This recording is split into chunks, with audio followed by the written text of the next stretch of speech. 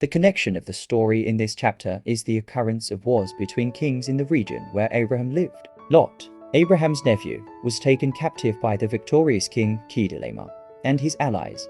Abraham rescued his nephew from the hands of Kedorlaomer. With his army, Abraham pursued and defeated Kedorlaomer and his allies, and Lot was saved. After the battle, an appointed priest named Melchizedek met Abraham, as mentioned in the above chapter. It is noteworthy that in the entire Bible, the story of Melchizedek is only found in these 3 verses 18-20 in this chapter. We are not provided with any other data about who Melchizedek was, his birth, his parents, his genealogy, when he ceased to be a priest, or when he died. All these details remain unknown.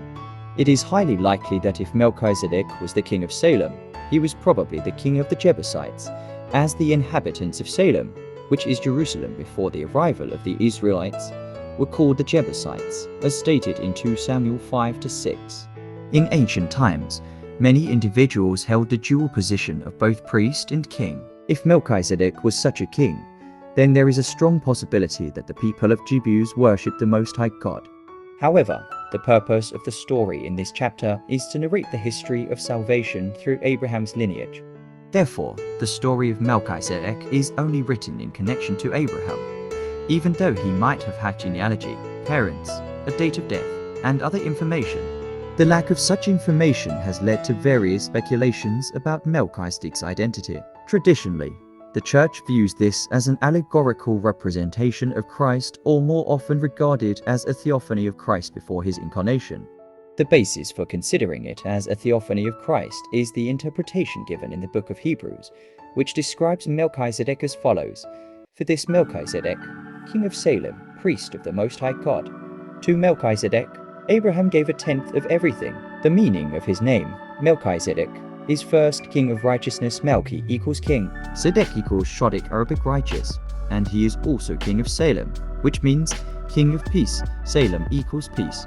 He has no father, mother, or genealogy, indicating that there is no information about these aspects in the story or from other sources.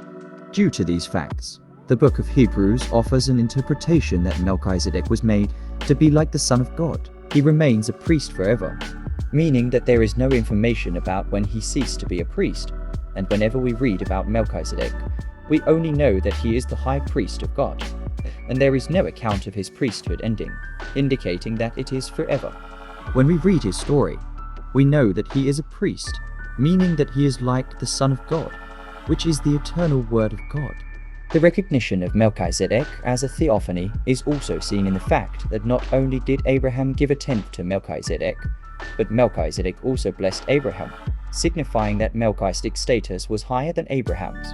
Moreover, Melchizedek brought bread and wine, which are significant elements of the Holy Communion, representing the ultimate sacrifice in the New Covenant, where Christ is the high priest.